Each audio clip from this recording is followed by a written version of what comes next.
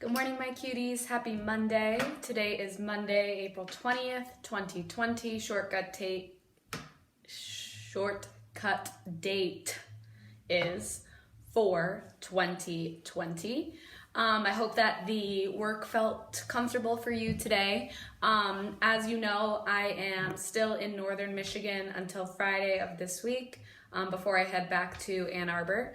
And so I don't have a printed copy of your packet. So again, I'm going to keep these videos kind of short, just go over one or two maybe academic components of your work because it's difficult for me to transfer everything that I see from the computer onto a blank piece of paper, etc. So thank you so much for being patient with me with that. So I hope you guys had a great weekend. I would love to hear in your comments your name and done and one wonderful thing that you did over the weekend. Doesn't have to be super long. Just tell me something that made you smile. I'd love to hear something that you guys did that wasn't academic. As always, we're gonna start off this video with some shout outs. Thank you so much to everyone who watched and commented. And I especially wanna shout out Carter and London. You guys commented your spelling scores, which shows me that you are listening, but you also clearly studied because you both did really well. So I'm really proud of you for keeping up with that. So shout out to Carter, London, Fernanda, Sage, Cody, Suraj, Serena, Tristan, and Lexi. So very familiar names. Thank you guys so much for your consistency as well as your discipline. And Suraj, I did see that you requested a super snake, but I didn't see it until right before I sat down to record today's video. So I'll make sure to draw one for you tomorrow.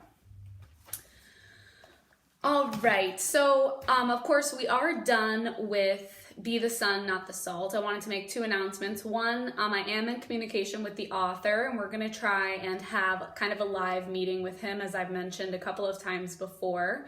But I wanna make sure that we practice having a live meeting with each other before we bring in someone else. So this week, at some point, I'll let you know all the details once I know for sure. We're gonna have a link to a Google Hangout where we can hang out and talk, maybe do a little read aloud for about 20 minutes and just kind of reconnect with each other. So that's the goal. I'll let you know when that is. I won't have a personal development reading every morning, but as you guys know, I have introduced this book to you in a previous video called Journey to the Heart. It's my morning meditations that I read every day. And I thought that today's was one that you would just absolutely love. So as you see, it says April 20th at the top. And the lesson for today is called Loving Yourself Will Make It Better. Are you feeling powerless? Have circumstances taken a turn you don't like? Do you feel there's nothing you can do to make today better? One power that's always available to you is the power to love yourself. Sometimes we feel powerless. We have circumstances in our lives we simply cannot change. No matter what we do to create something different, to move the situation along. We can't get another person to behave differently. We can't seem to change something at work. We can't do much about our money situation, at least not at the moment. Nothing in life seems to be going our way. It's not that we're doing anything wrong. We aren't off our path or neglecting a particular lesson. The energy of that particular time in our lives is frustrating. There is no action we can take to change our circumstances. All we can do is surrender to the circumstances, accept what's happening, and stay in the moment. During those times, there is one action we can take that will help. We can love ourselves. When we can't do anything about the world around us, when we can't even seem to do much about ourselves, we can always love ourselves. When all our other powers seem stripped away, we can practice the power of self-love. It's one power no one can take away. Self-love will always make things better. And perhaps when a difficult time has passed, you'll look back and say, that's what I was really learning all along. The ever-present healing power of learning to love myself. Yay! I just thought that was so connected to what's going on in our world right now. And a lot of us are just experiencing things we can't control, right? If we could control things, then things would be different. but we do always have the choice every day and every morning to wake up and love ourselves. And I think that that's really powerful. So for today, I just did a little model of your math story. This shouldn't have felt particularly difficult for you. However, I wanted to show you the models and also how to utilize part A to help you with part B, so that we can again practice the array model, which we haven't talked about in a while, as well as efficiency. So part A said that there were 3 rows of 8 carats in each row. So you can see here that I did an array model for that. Make sure that if you're drawing your 3 rows first, so I did 1, 2, 3 down first to represent my 3 rows, that you don't add an additional 8 to make a total of 9. Make sure that you're counting that first one as you add the rest of your carats. So I counted them all. I did repeated addition, 8 plus 8 plus 8, to get myself a total of 24 carats, and I double checked my answer with an equation. I know these are 3 rows, so 3 groups of 8 carats in each row equals a total of 24 carats. Part A, the answer is 24 carats. Make sure that you don't forget your unit. And then instead of drawing a whole new model to represent the carrots and the lettuce in part B, I just kind of continued from where I was in part A and just drew 4 rows of 8 for part B. And as you can see here, I have 24 for part A, and then I went again to just 32, right? So I used part A to help me, added 4 more rows of 8, which got me to a total of 56, 7 rows, 7 groups of 8 vegetables in each row equals 56 total vegetables. The answer for part B is 56. So obviously you had a lot more on your plate academic-wise than just that, what I'm modeling for you. Thank you so much for your patience this week. The videos will be shorter, but if you have any questions about any of the other work, of course, ask me. Like for example, last week, Sage wanted some help with the 3-digit times 10 multiplication equations that you guys are working with in your packet. And so she and I were able to connect on FaceTime and do a mini lesson that really helped her, I think. So don't hesitate to reach out to me if you feel like you're going through the math packet or the ELA packet and you feel really lost. Just because it's not in this particular YouTube video doesn't mean that I can't assist you. So just feel free to send me an email and ask for us to set up a time to connect, and I'll be happy to walk you through that. Okay? With that being said, all of that good stuff, I hope that everything felt good today and you can get comfy. We are almost done with Tales of Despero. We only have this much left. So I have to get online, and I'm going to write that on my to-do list right now and order some read aloud books, because I didn't think, what are we going to read when we're done? So I'm thinking about, after Tales of Despero, doing a few like short read aloud books that we used to do in the mornings. I thought that those would be fun, and then maybe we'll continue at the end of the month with another chapter book. Ooh, so this is called, chapter 40 is called Forgiveness. He went first to the throne room, but the king was not there. And so Despero slipped through a hole in the molding and was making his way to the princess's room when he came upon the mouse council. 13 mice and one most very honored head mouse, sitting around their piece of wood debating important mouse matters.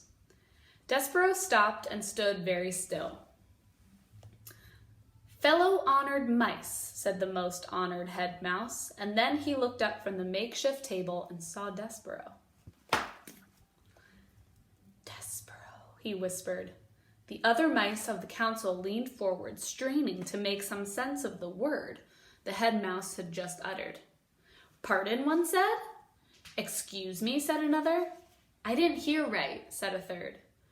"I thought you said Despero." The head mouse gathered himself. He tried speaking again. "Fellow members," he said, a ghost, and he raised a shaking paw and pointed it at Despero. Other mice turned and looked. And there was Despero Tilling, covered in flour, looking back at them. The telltale red thread still around his neck like a thin trail of blood. "Despero," said Lester. "Son, you have come back." Despero looked at his father and saw an old mouse whose fur was shot through with gray. How could that be? Despero had been gone for only a few days, but his father seemed to have aged many years in his absence. "Son, Ghost of my son, said Lester, his whiskers trembling. I dream about you every night. I dream about the beating drum that sent you to your death. I was wrong. What I did was so wrong. No, called the most very honored head mouse. No. I've destroyed it, said Lester. I've destroyed the drum. Will you forgive me? He clasped his front paws together and looked at his son. No, shouted the headmaster again. No, do not ask the ghost to forgive you, Lester. You did as you should. You did what was best for the mouse community. Lester ignored the head mouse. Son, he said, please. Despero looked at his father, at his gray-streaked fur and trembling whiskers, and his front paws clasped together in front of his heart. And he felt suddenly as if his own heart would break into two. His father looked so small, so sad. Forgive me, said Lester again. Forgiveness, reader, is, I think, something very much like hope and love. A powerful, wonderful thing. And a ridiculous thing, too. Isn't it ridiculous, after all, to think that a son could forgive his father for beating the drum that sent him down to his own death? Isn't it ridiculous to think that a mouse could ever forgive anyone for such perfidy? But still, here are the words of Despero Tillings that he spoke to his father. He said, I forgive you, Pa. And he said those words because he sensed that it was the only way to save his own heart, to stop it from breaking into two. Despero, reader, spoke those words to save himself. And then he turned from his father and spoke to the whole mouse council. You were wrong, he said. All of you. You asked me to renounce my sins. I asked you to renounce yours. You wronged me. Repent. Never, said the head mouse. Despero stood before the mouse council, and he realized that he was a different mouse than he had been the last time he had faced them. He had been to the dungeon and back up out of it. He knew things that they would never know. What they taught him, he realized, did not matter. Not at all. And so, without saying another word, Despero turned and left the room.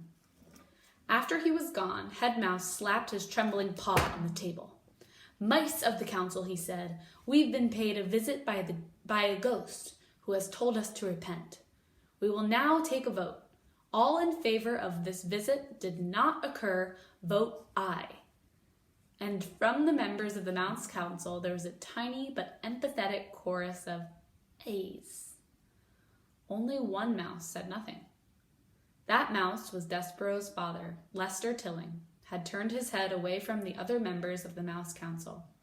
He was trying to hide his tears. He was crying, reader, because he had been forgiven. Wow, you guys, this is deep. No idea how this story is going to end, but I'm very curious. I hope you have a wonderful Monday. Please remember to comment your name, done, and one thing this weekend that made you smile.